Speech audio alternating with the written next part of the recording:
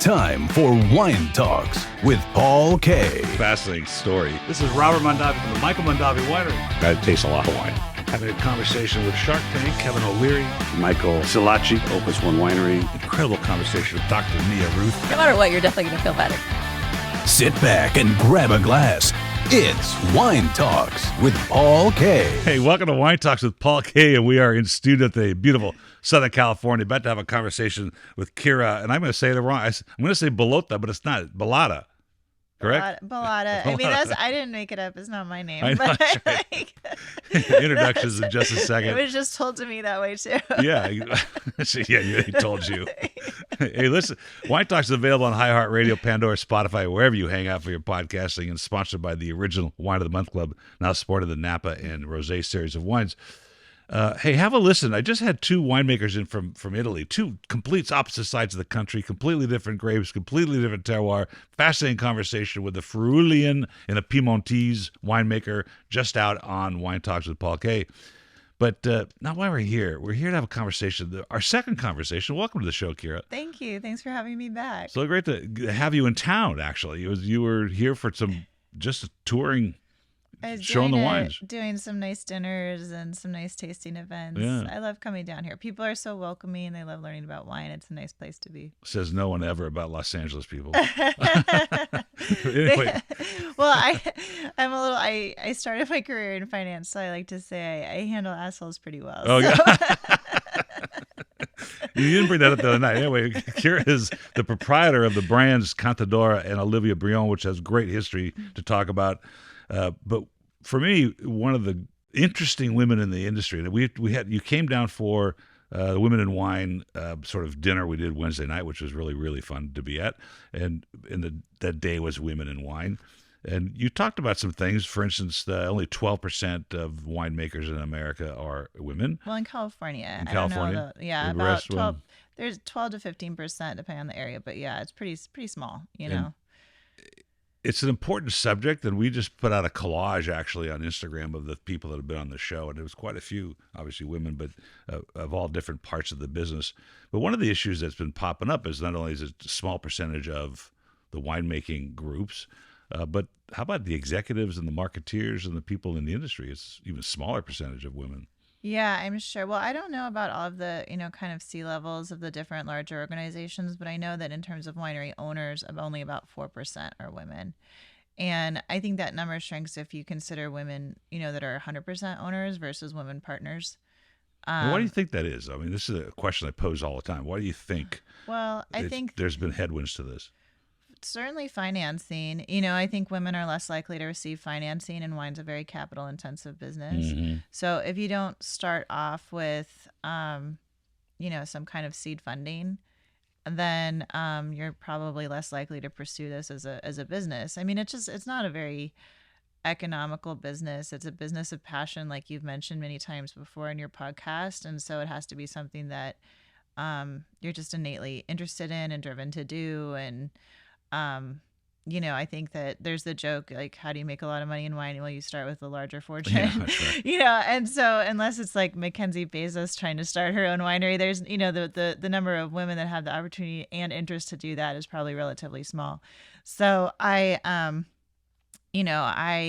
started out in finance, and, so I come from a background where I can manage and value a business, which is essential in running a business. And then for 10 years, I spent, learning the craft of winemaking, and then kind of brought those two together with my business I run today. And so that is an unusual combination. And then I was going to pursue a degree in winemaking. Instead, I got a job on a winemaking team in Napa, which I spent 4 years on. And I took the money that I was going to spend on my upper tier education and invested in my own business. So we'll see how that pans out. But that was my big risk that I took. And that's interesting. That's interesting, though. Let's stop there for a second. It's the same in cuisine, where you can start in the kitchen on the line. You can start as a dishwasher, and you can work your way up through the line, and then you can become maybe a sous chef, and then you become a chef maybe, and you've learned it all by the street, basically. Or you can go to cuisine school, and you can learn how to chop onions and all kinds of things, and maybe some basics. And I think it exists in the wine business too. You can be a cellar rat, and just work your way up? Or I think ideally you do a bit of both, like learning anything, as long as you run the lawnmower over that part of your brain as, many times as possible, you get better at it. Right. That's true. And so, my approach was definitely from the ground up, both in the cellar and in terms of coursework. I had a degree in finance, so I had to go back and take chemistry and organic chemistry and microbiology and, in addition to enology and viticulture and those kinds of classes. And so I was taking all of those at Napa Valley College and UC Berkeley, in addition to working, I would work a night shift, for instance, in the cellar and then take classes in the morning, or I would work in the morning in the vineyard and take classes in the afternoon, which I did with my first internship. So just to kind of depending on the course load, I would also take workload. So my first few years in the industry were really busy. It was just taking classes, working, studying on the weekends. I was doing my labs on my work breaks. It was just kind of a psychotic, career transition. Well, that leads to that big question, and I don't ask this question as a sequence of questions that like some interviews go. It's you've just walked into it, which is why? Why would that? What is it? And you played a podcast a little bit here, which I got to listen to because it was fascinating and it's some subject I'm very interested in. But this is a very ancient product, and it draws us in. And you went from finance, invested your own money to create a brand. What drew you to doing this? Why is this so passionate that you would spend all this extra time? Well, it was, I walked into it pretty slowly, I suppose. I started out in finance, and I got the opportunity to value some wineries with my job in finance. Okay. I valued the Stag's Leap acquisition, Edna Valley acquisition, a few others, and I was just really interested in those areas. It was also, it wasn't it was also kind of an edge up at the office I was at, because I worked with a lot of Mormons who weren't interested in alcohol. So it was kind of my connection to my managing director too. I was like, oh, good, I can work on these, fancy wine deals with him. And then I just took this personal interest. At first I was just trying to stand out as a junior analyst. And then I had a friend who introduced me to a winemaker in Napa who made a little bit of wine, and I would come up and just kind of pepper him with questions and, offer to help bottle or process grapes or wash barrels or, kind of whatever he was doing on the weekends. Small winemakers are always looking for free labor. So it was exactly like, so am I, by the way. Yeah, exactly. Quote interns. So yeah, I mean, in finance, everyone has their like eccentric hobby, like golf or something. So I was like, well, I don't like golf that much, so I'll do wine. I'll be the wine geek on the team. But I thought, oh, I don't want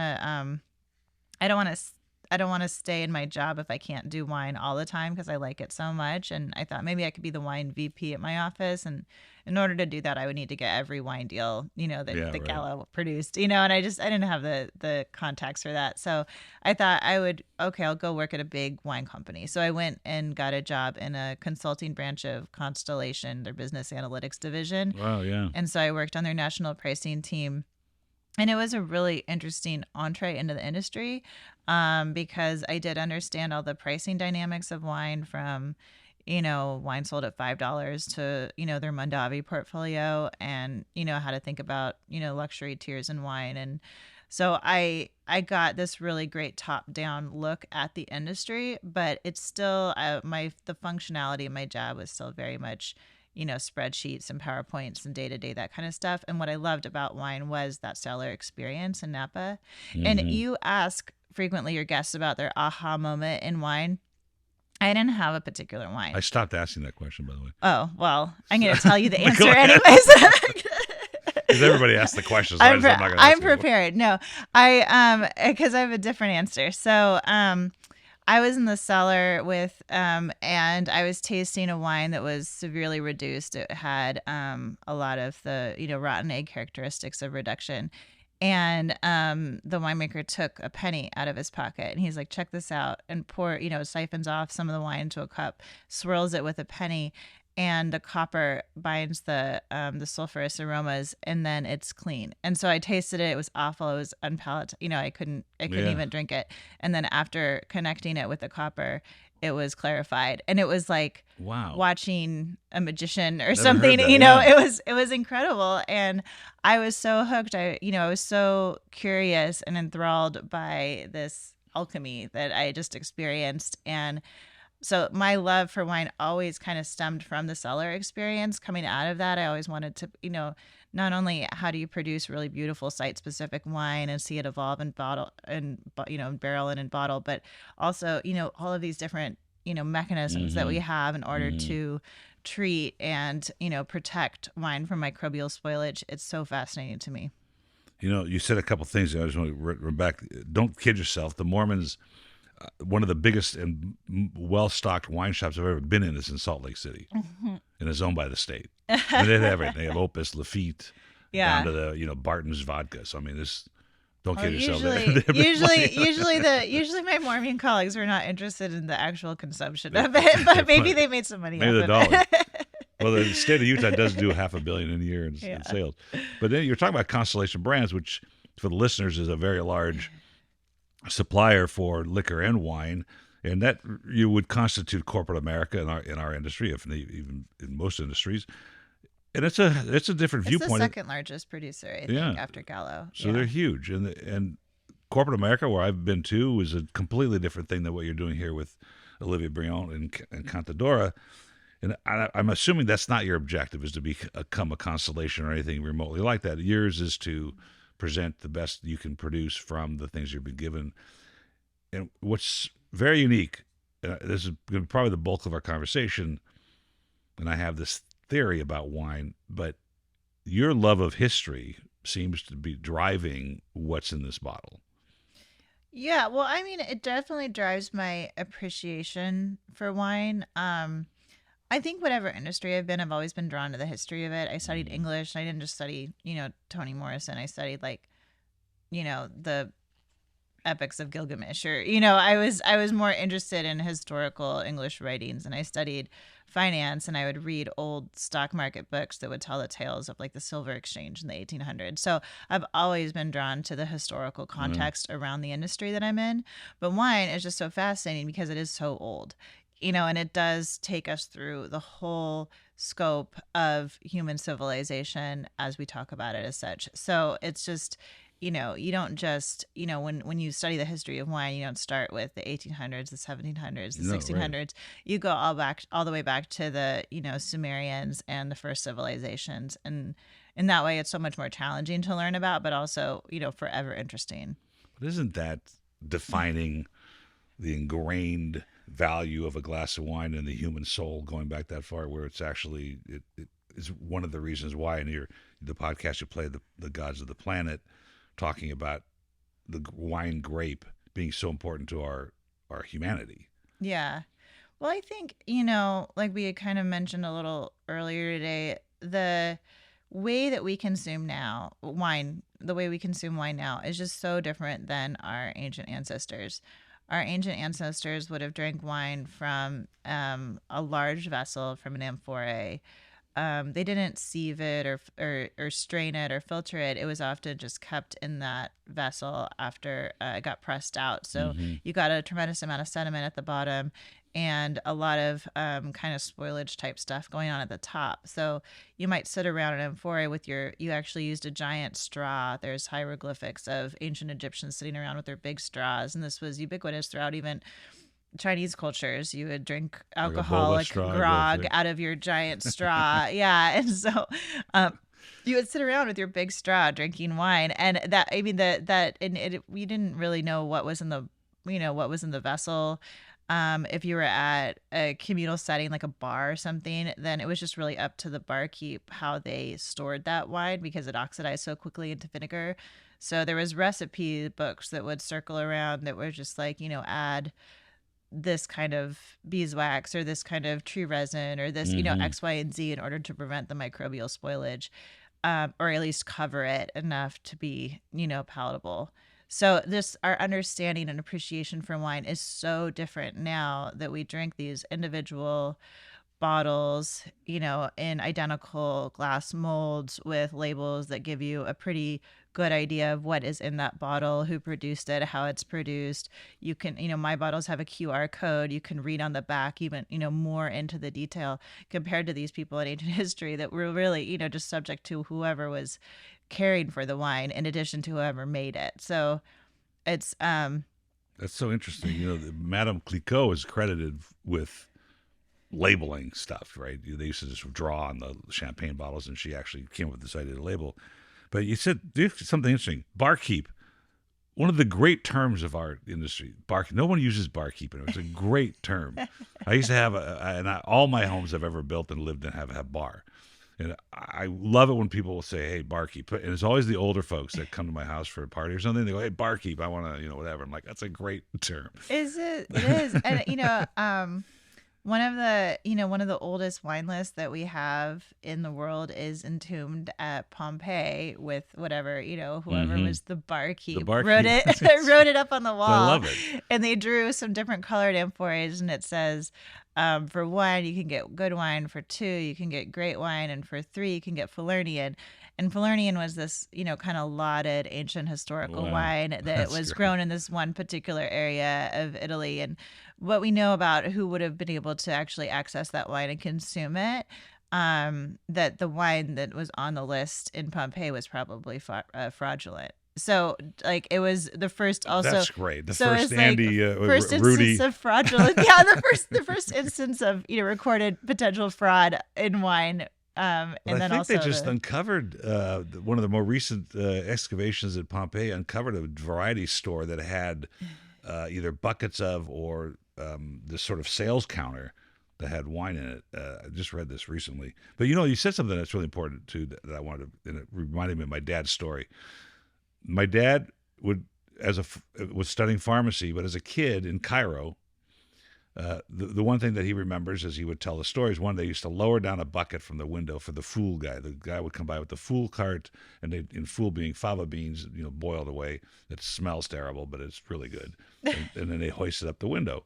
And then as part of that ritual, he'd say, "Son," my grandfather say, "Son, go get a half a liter of dry and a half a liter of sweet." And he would take his fiasco, maybe it was a fiasco then, whatever the vessel was in Cairo, and go to the pharmacy. Mr. Glazinium, I forget, my sister remembers the name, Glazinium.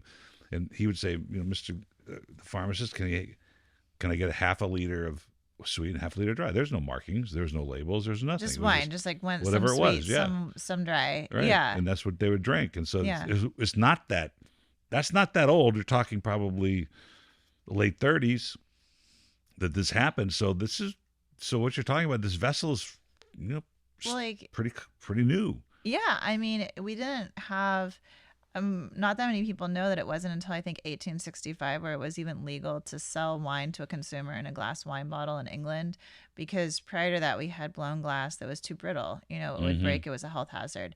And what changed that was the coal furnace. Once we had a furnace hot enough to blow glass mold consistently, then we had the opportunity to really bottle wine. And before that, in 1799, they developed lithography, which was the ability to print over and over on the same piece of paper. So it doesn't surprise me that Madame Clicquot developed her labels around then, because one of her famous vintages, 1812, I think of as being a labeled wine. And that is, we only got lithography 13 years before that. So, right. It's, it all kind of stems back to our ability to bottle and label wine in these quantities, which is such a new phenomenon.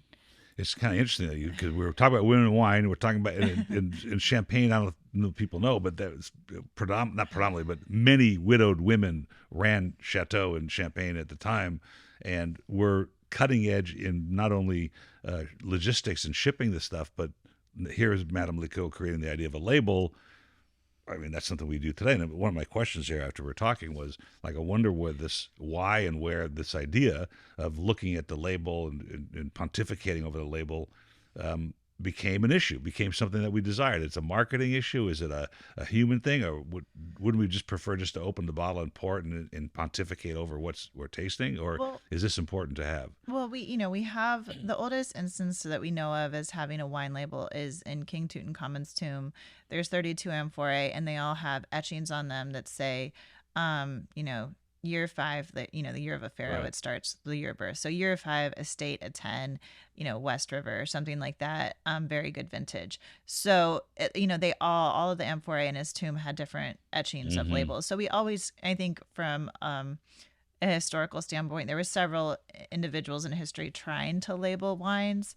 And maybe there was labels that were on wines that just didn't survive, the decay of history. But, I think the importance of labeling wine really probably stemmed from the Napoleon classification, because once we started getting all of these estates with labels and, some sort of ranking, then it becomes this really important marketing factor. And that's perpetuated today. Do you think that was the death of honest wine?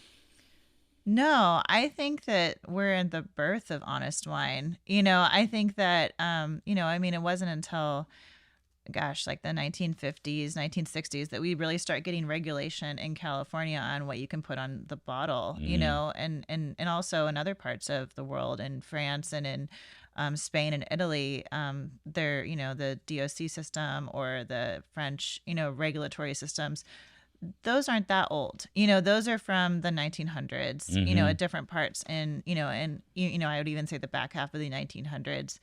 And so the idea of this class, this system where you have to abide by these rules and there's some checks and balances, and you can't just put Chablis on a bottle of California Vermentino or something like that, is relative. I mean, you look at the old labels of the original, some of the original post-Prohibition California producers, and it's just all over the map. What it says port, it says Chablis, it's just, these just crazy things. Champagne, of course, is the big debate, right? That we're constantly fighting.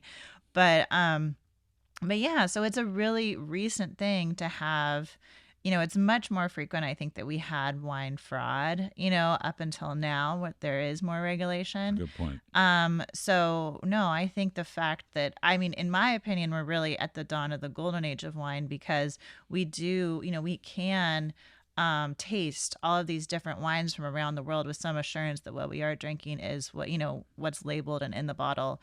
And so our appreciation of wine is, just so much greater today than it would have been at any other time in history. At dinner the other night, my wife, who's my biggest critic, especially not only in wine, but everything else. No, kidding. She doesn't listen to the show, so I guess I'm safe. I'll send her the episode. Yeah, thank you. But she was like, this is really good. We started with the Pinot Noir that night, and she's like, this is really good. And I said, I told you that, well, like every husband would say, I told you. No, I told you, when I left your house in Napa months ago, even during the conversation, it dawned on me what your approach was to make wine, and it has so much to do with presenting good structure. And then you pour the Tempranillo, and I'm like, wow. And my friend says, this is really good. I said, yeah, but it's a complete departure than the types of Tempranillo you might get in Spain, particularly in the Ribera del Duero, places like that. And here she's created this wonderfully balanced structure with good acid that expresses the grape in a completely different way. And there's intelligence in this wine. And so what I'm getting to is that's not what we see on the shelf. And here you are coming down from Napa. You drove down. That's quite a task. You're going to go to a wine shop today in my neighborhood. You went to a wine shop last night. You had this dinner on Wednesday night. Is this what it's going to take for the general public who wants to learn about wine to understand things like this? Is that we have to just put it in their hands and say, you need to taste this? Like my wife had this revelation the other night. Well, thank you, by the way. That's very nice compliments about the wine. And for your listeners, I make 2 brands. We didn't even go into them yet, but I make 2 brands. One's called Olivia Brion, and that focuses on different iterations of Pinot Noir, and then also some other varietals. It's a little lighter in structure and a little more robust in aromatics. That's kind of my intentionality around making that wine. And then I have Cantadora, which is a little bit more opulent in structure, like you had mentioned. And I use a lot of different co-fermentations, and my approach to tannin structure is all centered around kind of bringing these different grapes together in order to create a structure that I have in my head that I want to create in the bottle and, make it ageable. I like a structure in a wine that presents really pretty today, but can evolve over time. Mm-hmm. And I was lucky enough to work at a big winery where we had a pretty robust budget for tannin research. So I got to learn a lot about tannins in my last 2 years of, kind of a quote unquote industrial winemaking. So I really bring that forward into my wine projects. And Cantadora translates to storyteller. And gosh, I can't, obviously I like to tell a good story. So that's So that's a big part of that brand. And all of my labels focus on the stories of women. So Olivia Brion, she's a fictional character, and I like writing as, just kind of a side thing, but each this brand Olivia Brion is kind of like a novel, and each individual wine is a chapter or an adventure in that novel, and that is inspired by the life of a real woman, like the first woman to ride her bike around the world, or the first woman in motorized flight, or the first woman to be arrested for wearing a too small bathing suit, and it was of her own design because gosh, she just wanted to swim. Sorry, I'm going to stop you there because I wrote in here the other night when I was taking notes as you were speaking to the crowd. Yeah. I wrote is there such a thing as a too small bathing suit? So Well, coming from a man, of course. Well, I mean, I guess you can swim nude. It's not illegal, at home. But she got arrested for yeah, but she, so Annette Kellerman, who's on my white blend Taquine, she was wanted to be a swimmer, an athlete when, woman athlete weren't words that went together. And it was the late 1800s, and she had nothing to wear in the water that was hydrodynamic. She had to wear a tunic and pants that were often made out of wool, and they were very, heavy in the water. And so to get around that and actually be able to swim, she had to create swimwear. So she cut up men's stage wear and tights and different things in order to cover her body appropriately. And also be able to swim with some speed through the water. So she designed something ultimately that looked a bit like a wrestling outfit that we would wear today, like a tank top and long shorts that were connected. And she was wearing that on the beach in Massachusetts, and she got arrested for wearing an indecent swimsuit. When was this? What year was this? That was in 1903, I believe. Okay.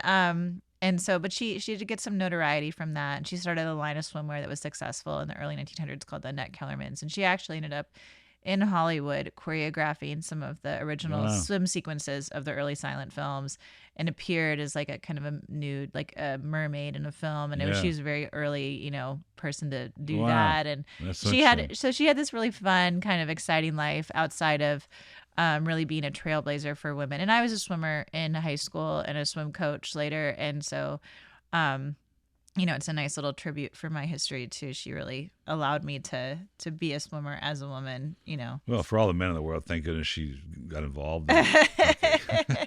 But how do you find these stories? Because you also tell the story about I think it's a woman on this bottle. Yeah, the Pinot that we're having right here, this is about the first woman to ride her bike around the world. Yeah. So that was the original label for Olivia Brion, and that was based on the life of Annie Chomsky. She was a Latvian immigrant to the United States, and she I don't really know what her inspiration was for starting to ride a bike. She only had 3 days of cycling experience, evidently on a 30 or 42-pound Columbia bike, before she started riding her bike from New York to Chicago, and drummed up enough interest in her story to get a water company to sponsor her ride around the world that she had just endeavored upon.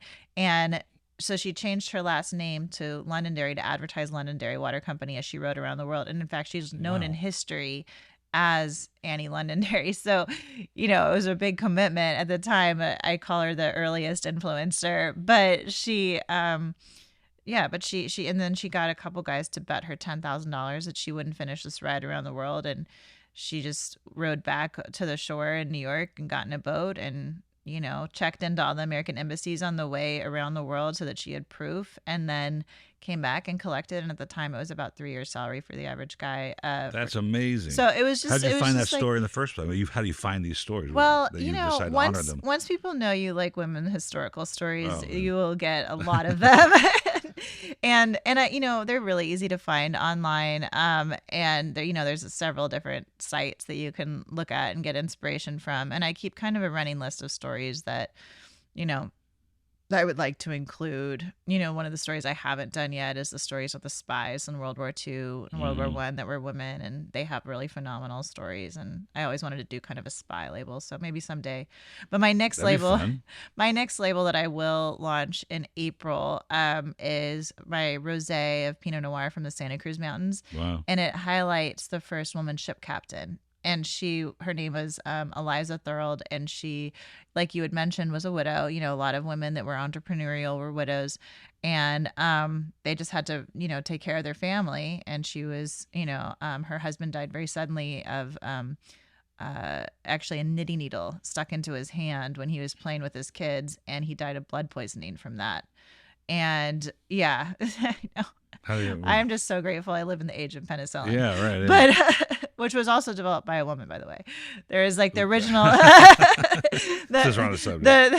the strain of penicillin that gets used ubiquitously was developed by a woman who discovered it after the original discovery. But so he passed away. She has 5 kids to take care for. He was a ship captain. He inherits she inherits from him this 44-foot tugboat that was on the San Francisco Bay. Yeah. And it's Dame Marian and Ethel is the name of the boat.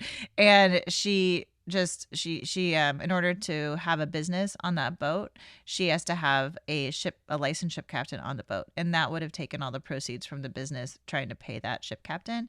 So she goes and just applies for a ship captain license, and you had to take a test.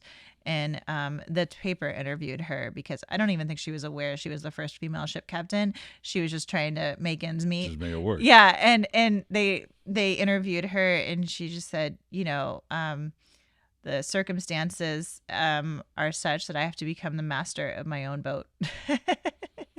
There's a quote in there somewhere. Yeah, there is. And so she's the first female ship captain, and she has that is kind of a famous quote for her, and I probably botched it a little bit, but yeah, it just really that's close. But that's these stories are inspiring and interesting, and that you're sort of perpetuating the story by putting the brands in there. How does that resonate? Let's talk contemporary marketing. How is those ideas resonate? Because you were very passionate about telling the stories the other night, and here we are with rather loud restaurant, 40 people, 50 people, they're having their own good time, and you're telling a real story about a real interesting thing. How is it resonating with the public in general to have these stories? I think telling the Olivia Brion stories, people connected with them, and they really liked the historical stories. And I think that gave me the confidence to do the Cantadora label because, I was selling wine to people in oil and gas or pharmaceuticals or all different industries, different, backgrounds, political viewpoints, all this stuff. And I found that people really did connect to a story from wherever they were coming from. And so the stories that I'm passionate about are the stories of women today. And so that experience with telling those stories of Olivia Brion is kind of a training ground, so to speak, allowed me to really, explore the stories of women doing phenomenal things for our community that are addressing real issues like, domestic violence or generational trauma or, socioeconomic divisions and whatnot, because, I highlight an economist, an artist, and a social worker activist who is addressing all of those issues on my labels for Cantadora. So and I do have a very different relationship with the consumers I sell Cantadora to, because when we start talking about these stories, there's always immediately a deeper personal connection.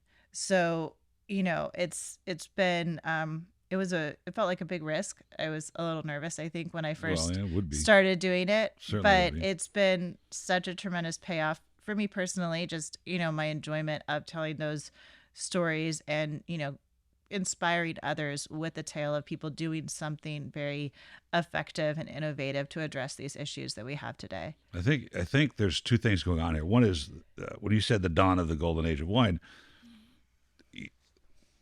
If you walk through the markets, you wouldn't agree with that because of what you see there. But at the same time, I feel, in the marketing standpoint, this is a different subject entirely, but the marketing of wine is in this very tricky position right now in the world because of the internet and because of social and all the rest of the things that go on, that the dawn of the golden age of wine is really what you're doing. Is really, we're going to have to tell these stories, and the stories have to come along. But you can't just tell a story. Like, there are stories from Napa that are like so trite and silly that it's like big deal. Right. I am to say a big deal. I named my vineyards after rock songs. I mean, that's not a story. Well, and also, like, like whatever you do put on a wine label, you have to talk about ad nauseum. And I just, if I put my name on the label, I would have to talk about me all the time. And that's just not nearly as interesting to me personally as these other women. So it's kind of like watching a wine show, which I'm writing a new one, and it's about these stories, the stories you're talking about. Because almost every wine show you ever watch is about the host. I'm a master of wine. I'm a master of somm, and I'm here in the vineyard. And here's a drone that flies through the vineyards. I'm like, who cares? I mean, who cares?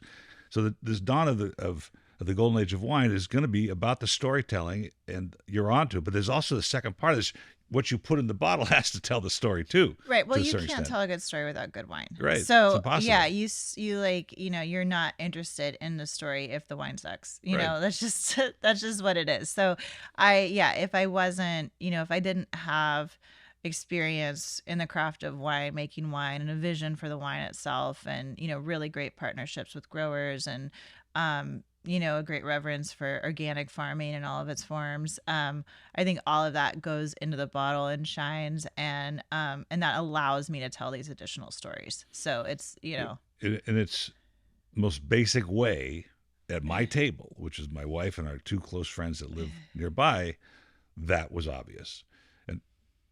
My friend loves to scour the internet, look for wines that are recommended. We're going to talk. Maybe we won't get to the points thing. That'll take us for an hour to talk just about the point system. But let's talk about the point system. Yeah, okay, we'll do it right after this comment. But that's what he buys on, and he's got a little cellar, a little collection of things.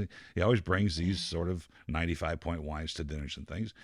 But he was fascinated by your wines, and he's like, "Where can I get these?" I think he asked you the question when we came to the table. And these are a departure from these opulent, fruit-forward Napa wines that that I have a hard time drinking sometime nowadays because they're such interesting structured wines as yours. But okay, let's talk about it. That's what he buys. He gets on the thing and he sees a Suckling 95. And my comment always is, and if you obviously listened to the podcast a couple of times, you probably heard this, which is, man, if I buy a 95-point Napa Cab, that's completely different than 95-point, Tempranillo from Mendocino. That's a different wine completely. And so I may be disappointed in one, but they're both 95s. Well, when I talk to people, especially consumers, about wine, and really my goal when I give tastings or virtual tastings these days is, of course, to share the wines and the story, but I don't really drone on with pictures of the vineyards or drone shots or that kind of thing. I like to just enhance people's overall appreciation of wine, and so I do it with these stories of like, this is, this was the historical context of wine, and this is how my approach to pairing wine is, and this is some winemaking 101, just so you can be familiar with the process of winemaking. But, so when I approach people about what they like about wine, I don't ask them necessarily, do you drink a lot of Cabernet or do you drink a lot of this or that? I say, what do you like about red wine? And it's a more difficult question to answer, but it's more informative. So if someone says, well, I really like fruit flavors, or I really like a bold, mouthfeel. And sometimes I ask them how they take their coffee. That gives me some direction too. If they take their coffee black, they generally like a lot of tannin. If they take it with milk, they're more, diverse in range. If they drink frappuccinos, I'm just like, okay, well, I'm going to send you to the port producer down the street. Yeah, right. But that's funny. but those leading questions kind of help me evaluate their taste a little bit, so I can say, well, I think you might like this wine that I make, and this is why, rather than, and all my wines are, they're rated 92 points pretty much across the board by Wine Enthusiast. So I do, I have Jim Gordon score them, and I haven't gone more extensively to, the other reviewers, because I am relatively new in terms of these brands in the industry, and you do have to pay to be on those sites, whereas Wine Enthusiast does it for free, which I think is important for people to know, because most people just think, oh, if you haven't been scored by James Suckling, it's because your wines aren't good. Well, it's because you haven't paid him yet. Yeah. So that's a very important part of what this point system, and it wasn't always like that. In fact, when you talk to some of the older folks in this industry, the Bartholomew Broadbents of the world, whose father was Michael Broadbent, the famed English critic, Harry Waugh, that era, Nathan Croman of LA Times, they didn't do that. It was really the value of that glass of wine, and well, you don't pay for the score, but you do pay, like, No, you pay to pay. You Yeah. like, you have to subscribe at a and I certain get level that, and stuff. right? He's got to pay tasters, and Right. in fact, he's supposed to come on the show, because last time I saw him at an event, I said, let's talk about. I want you to come on the show and defend the point system and how you do it. Yeah. He's got 6 tasters, and how you get some baseline. Like, for instance, when I travel, I don't use Yelp or Foursquare or any of those food apps, because it's somebody else's opinion. I do use the Michelin app, which has not only the starred restaurants but recommended restaurants, because it's one organization and one standard. No, And I so you like can- using a tire company for food recommendations too. You can. Yeah, but there's a reason why I know. it's a tire I'm kidding. company. I just like the history of it. They wanted people to drive around and wear their tires down. You know that none of the restaurants in the first group were in Paris. They're all in the suburbs. Yeah. So you No, would drive. I'm familiar with the history of this. Okay, good. Yeah. So the point I was going to make was, okay, so you were talking about co-fermentation and some of the processes you're using to create these interesting structures in the wine. But really, is that to tell the story of the wine inside, or is that to, and I have three opinions here. One would be, is it to make it more expressive, or is it the palatability of it for the broad market, or is it relative to the terroir to best express where they're coming from, in your opinion? Well, I make wine, one, to express the terroir, but two, I maybe take more liberties than the average winemaker. But I don't think I do, actually. I think most winemakers approach it this way. They just don't talk about it per se. Is I do have an idea of the structure that I want the wine to take, and I know that if I give the wine, I know what I'm talking about is the silky mouthfeel, really elegant mouthfeel that people enjoy, that I enjoy, that's very, it's just a fun, weight on your tongue. Right. Sure. So, in order to achieve that, and I don't work with Cabernet Sauvignon, but most of my training is in Cabernet Sauvignon, and I apply that to these other red varietals. So I look at the tannin structure of that varietal on its own. For instance, the Healer from Cantadora is 80% Mourvèdre. And what I like about Mourvèdre Says no one ever. Right. What I like about Mourvèdre, I like it for the earthiness of the fruit. It has this real interesting richness and earthiness. And I think it's a real California grape, even though it's from the Southern Rhone. I think it expresses California really well. But it tends to finish a little bit gritty, a little unrefined. And so what do I know? I know that to temper that, I need a lot of anthocyanin and the color molecules in wine to be presented to that tannin in order to bind it and create a silkier mouthfeel. So what I do is I do a co-fermentation with Syrah, which has a tremendous amount of anthocyanin. And if I present that at the grape stage, that is my most effective way of creating those polymers between the tannins and the anthocyanin. So I am constantly kind of trialing these things I have in my head in the winery. So I don't just do, I generally don't just throw all of my, eggs in one basket, so to speak. I usually do control trials if I have enough grapes for it. So I'll do 100% Mourvèdre fermentation, and then a co-fermentation with Syrah, and then Syrah on its own. And then I'll test that co-fermentation hypothesis that I was testing over, harvest after, the malic fermentation, and see, is this blend at this point different than the co-fermentation blend with similar percentages, and then learn from that. And that guides me in my winemaking going forward. And, and a lot of that is, things that have been done in history, like historically in Châteauneuf-du-Pape, there is a lot of different co-fermentations that they do employ. And so, but, California having a totally different terroir, I use some of that information of, a longer winemaking lineage and test it in California. So this is a really interesting question for me because I've wanted to ask it, and you just laid it out there, which is how do you control? And maybe it's a little too granular for the podcast, but how do you control the other variables that could influence that decision? In other words, you're trying to restrict the variables to one or two things that the way you're having the polymers attract all those things that happen. Is it possible to restrict the rest of the variables that make those two barrels the same, except for the one thing you're trying to test? You're always going to get some variation in that. You can kind of taste test that over multiple barrels, to see if they're, if the same dynamic holds true. So it definitely informs you. If, I found there's differences in neutral oak barrels, there is some variation between them, in addition to, of course, the new oak. So yes, it's difficult. You're right, to have a real control in that situation. That's an apples to apples, but you can kind of taste and isolate over several barrels the differences. Yeah. And so, and attribute them to, maybe just that polymerization between those tannin structures rather than, anything else. And so you have to take the time to taste every single barrel, which I do, and then when I'm really evaluating these trials, I do taste them barrel to barrel. It's like I said, you're young, and well, I'm 36. Wow, I didn't even ask it. I got the answer. But you don't, you get. They say 40 years is a pretty good career, which would be in general 40 vintages. Maybe if you travel to South America, you got a few more vintages under your belt. But yeah, that's not a long. It's only 40 tries, so right.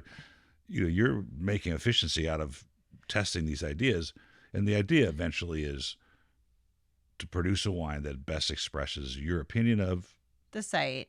Well, I mean, I argue that outside of maybe like a really hot fermentation, or, there's a few different winemaking techniques that I think can really change the dynamic of a site. But I think within a certain confined range of winemaking techniques, the site is going to show through. And I do that with, the most site-specific grape, which is Pinot Noir. So I'm able to do more of this the higher yield I have for my site. So I had a really big yielding year in 19, which is the vintage we've been tasting on this trip. And so I got to really, play as a winemaker with a lot of different trials because of that yield. Whereas other yields, the last two yields have been very low. So I've had to use lessons from that vintage to really inform my winemaking in the last two vintages, where I had a very small amount of opportunities to make wine. So the 19 Pinot Noir, I used a 50% whole cluster in one fermenter, 30% stem addition in one fermenter, and then I had a control of crushed berries in one fermenter. And then I was able to really analyze the tannin structure of those different tannin usages of the stems over the course of aging. And I will say that there is like some slight variation in the tannin structure, and there is a little stemminess in some of them that does evolve into some spice notes, but overall the site comes through each time. So it's, it's within that range where I would still consider it a very site expressive wine. And so I play within those parameters. We went to dinner the other night with one of the great negociants of the south of France. I think they admitted they were 79 or 80 now. Melvin Masters and his wife, they make Charmel, and they make a brand. They invented the brand Les Gemelles. They make a brand called Tortoise Creek. They're all negociants. Fabulous couple, English, but they lived in the south of France for most of their career. And I was so impressed with myself. Says no one ever, but because I'm with him, and this guy's a really polished wine guy for many, many, many years. And we were at a restaurant in Santa Monica, and he says, pick a wine. And I'm like, oh my God, what am I going to pick? And a very eclectic list, French, Italian, whatever, in a very sort of contemporary restaurant cuisine. And I picked a Norella Mascalese from Sicily, and they poured it.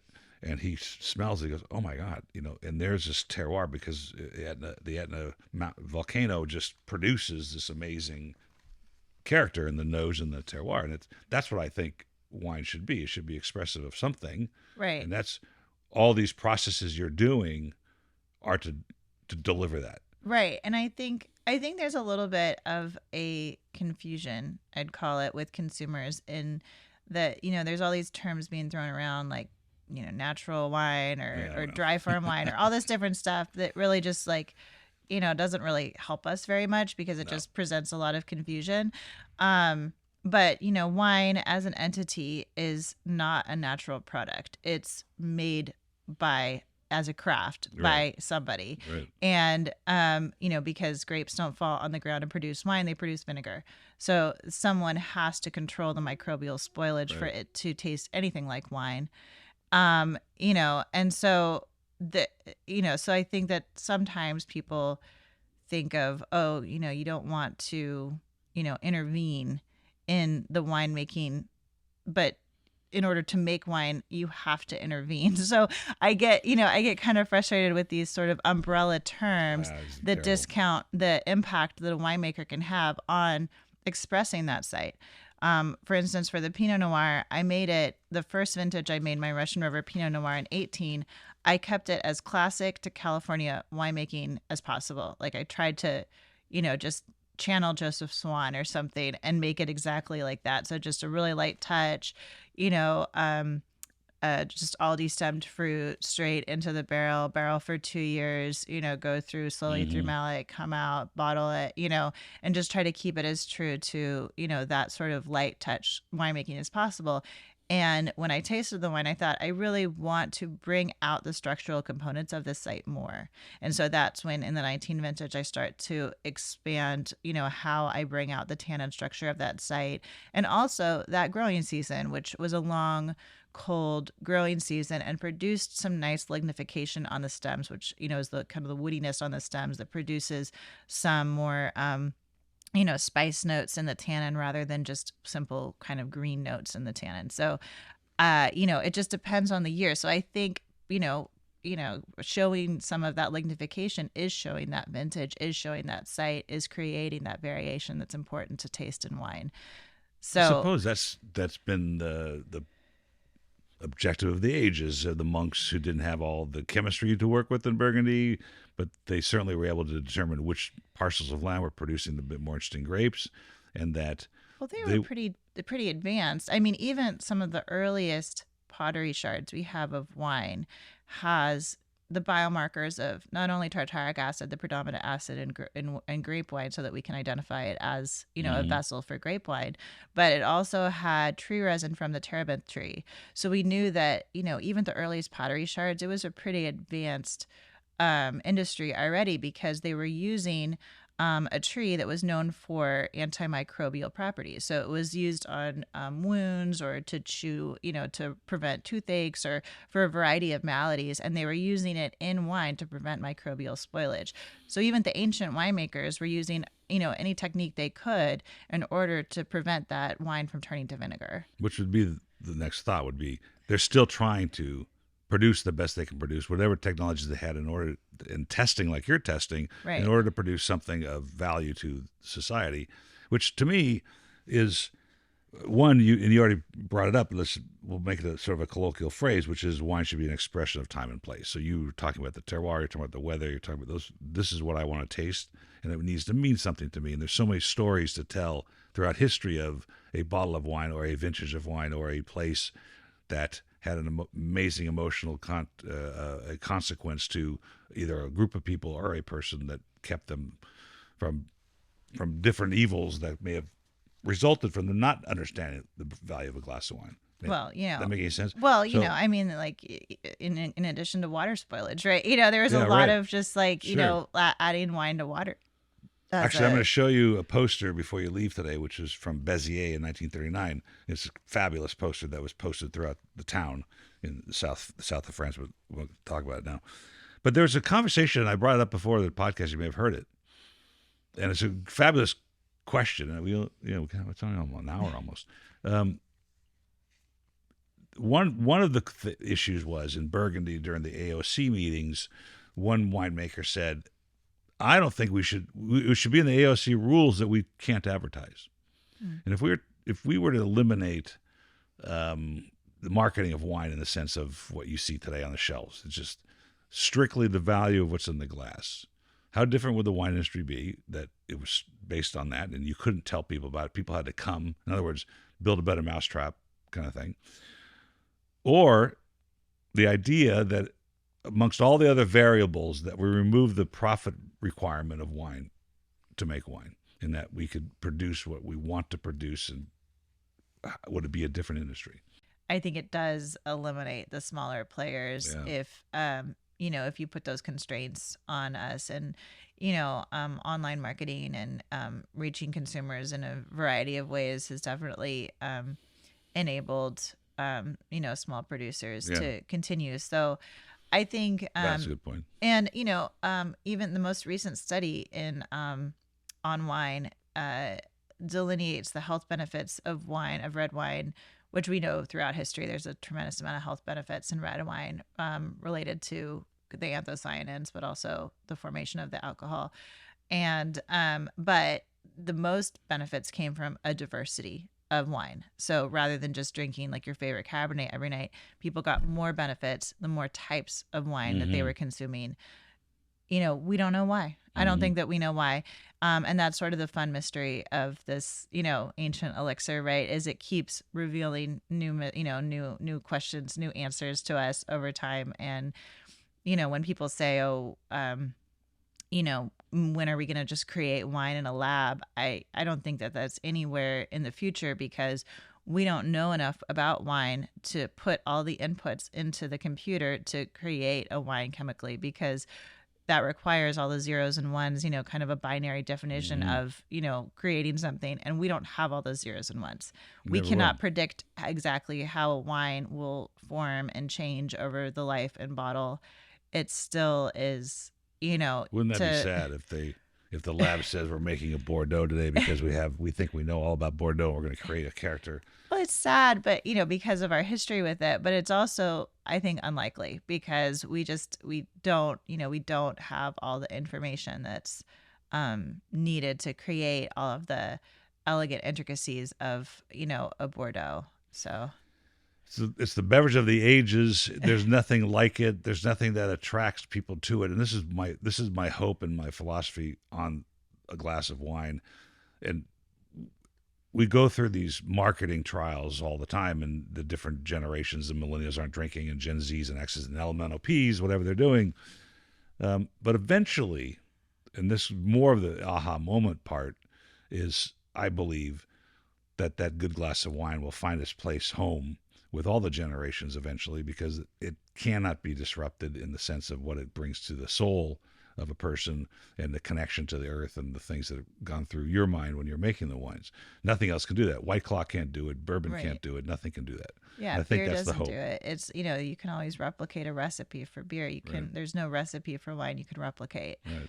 So I think that you can try, but every growing season is going to thwart those efforts for sure. Which is great. Yeah, it is. It's important. And so I try to, as a maybe, a younger person in the industry, certainly as a winery owner, I really try to impart that on, other young wine drinkers, just a greater appreciation for the ancient history of this, how it's evolved, why what we're drinking today is so phenomenally interesting and different. And be open to that as, a part of your life and the enjoyment of the beverage. And I think there's been a lot of backlash on alcohol in general, which I can't, is part of our history too. It comes and goes with, the prohibition, that was a thing that did happen in our country. So, it's not exactly, it's not gone. Exactly. It's not exactly surprising. There's 50 versions of it. That's right. All. Exactly. But, there is a lot of, you go back to the original, you take the Hippocratic Oath as a doctor. Hippocrates was a big proponent of wine as part of a diet, kind of the foundation of the Mediterranean diet. So there's proven health benefits throughout history for moderate consumption of red wine and a diverse array of red wine, and like you were saying, in terms of medicinal properties, they wouldn't recommend just one wine for one malady. They would recommend a sweet wine for this, or a white wine for this, or a red wine for this. So, it's very, very unique in terms of, how we have evolved as humans, and the expression of this beverage, and the, how it contributes to our life and our health. Well, since you brought that up, And we're already on an hour, so we're going to wrap this up. I'm going to ask you this question. This is my fun part of the show. I ask this question to everybody that comes through. It's harder for the Italian group because all the answers are French districts of wine. So it's also sort of like it's kind of like the Master Wine test, the Master Somm test, or any of those tests along the way. You're interested in the reason for the answer as much as the answer. Because really, if I went through all my shows, I would probably get I'm going to give you 3 choices, and probably 33.33% of the people got it right. Okay. Okay. So from what was written by Dr. Murray, who was a French doctor in the 70s, he was also a homeopathic doctor as well as an MD, and he wrote this book. And since we're talking about the health benefits in the Mediterranean diet, which here's the book right here, the French Paradox. Let's choose fever. And so if you have a fever, you should try and drink either a Grave, which would be a Cabernet-based Bordeaux, a Muscat, or a Provence Rosé in the same category, or dry Champagne. Which one do you think would benefit a fever? And why is the big question. Fever.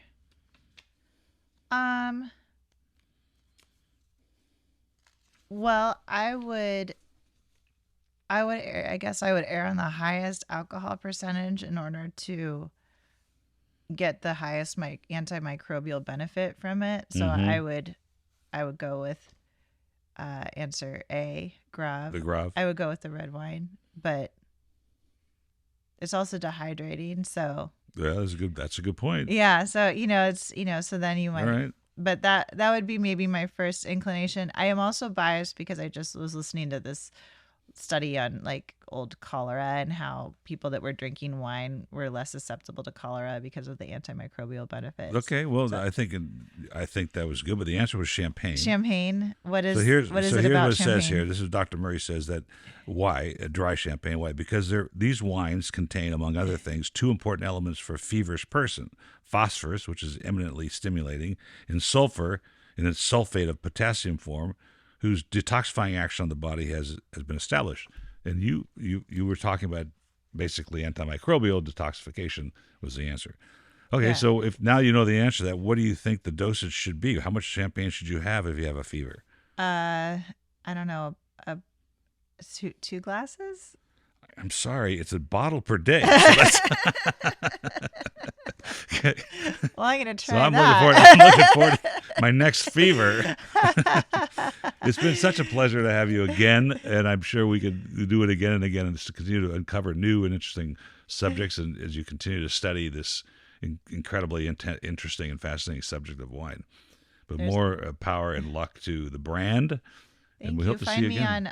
Find me online. I love to Yes, hear go from ahead. wine lovers or consumers. I'm at Olivia Brion, Brion Wines is the social media handle on Instagram and Facebook. And then on Cantadora, it's CANTADORA.wine is the website, and Cantadora Wine is the social media for it. And I love answering any questions and talking about stories and hearing about your tales of women or wine. And it's only me. I'm the only person. So all roads lead to me if you find me on the website or find me online. It's just me.